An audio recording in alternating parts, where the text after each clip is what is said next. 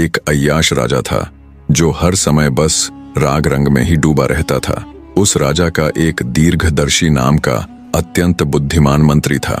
राजा उस मंत्री के हाथों अपना राज्य निष्कंटक यानी बिना किसी आपत्ति, बिना किसी भय के पूर्ण विश्वास के साथ सौंपकर खुद केवल और केवल सुख भोगों में ही आसक्त रहने लगा। राजा का सारा समय उसकी अति सुंदर रानियों के मध्य ही गुजरता। राजकाज की पूरी जिम्मेवारी छोड़कर राजा रानीवास में ही रमा रहता था। महामंत्री दीर्घदर्शी उसके राज्य का चिंता भार वहन करता हुआ दिन रात एक कर रहा था। फिर भी लोग इस तरह का अपवाद फैलाने लगे कि यश केतु तो अब नाम मात्र का राजा रह गया है। मंत्री उसे व्यसनों में डालकर स्वयं ही राज्यश्री का भोग कर रहा है। महामंत्री ने जब लोगों के अपवाद सुने तो उसे बहुत दुख हुआ। एक दिन मंत्री ने अपनी पत्नी मेघाविनी से कहा, प्रिय, राजा सुख भोग में लिप्त है और मैं उसका कार्यभार संभाल रहा हूँ।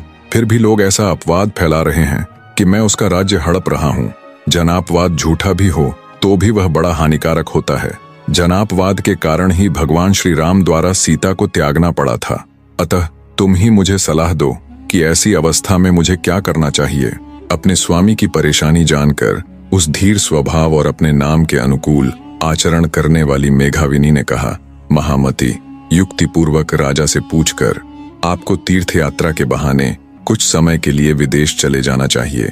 इस प्रकार निष्प्रह होने के कारण आपके बारे में जो लोकापवाद फैल रहा है वह मिट जाएगा और आपके न रहने पर राजा भी स्वयं अपना राजकाज देखने लगेंगे।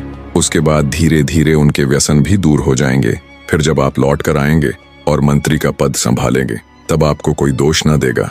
पत्नी के ऐसा कहने पर मंत्री बोला, तुमने ठीक कहा प्रिय, मैं बिल्कुल ऐसा ही करूंगा। मंत्री राजा के पास गया और बातों ही बातों में उसने राजा से कहा, राजन, आप मुझे कुछ दिनों के लिए छुट्टी दे दें जिससे मैं तीर्थ यात्रा पर जा सकूं, क्योंकि धर्म में मेरी बहुत आस्था है। मंत्री की बात सुन राजा थोड़ा विचलित होते हुए बोला, ऐसा मत करो मंत्रीवर, तीर्थ यात्रा के बिना भी घर में रहते हुए दान आदि करके तुम पुण्य फल प्राप्त कर सकते हो।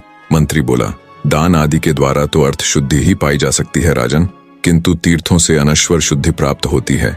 मंत्री जब इस प्रकार राजा को समझाने का प्रयास कर रहा था तभी प्रतिहारी वहां पहुंचा और राजा से बोला, स्वामी, दोपहर का समय हो चुका है, अतः आप उठकर स्नान कर लें। स्नान का समय बीता जा रहा है। यह सुनते ही राजा स्नान के लिए उठकर खड़ा हो गया। यात्रा के लिए तैयार मंत्री भी उसे प्रणाम करके वहां से चला आया। मंत्री ने घर आकर जैसे तैसे अपनी पत्नी को मनाया, क्योंकि वह स्वयं भी उसके साथ चलने का आग्रह कर रही थी। फिर वह अकेला ही यात्रा के लिए चल पड़ा।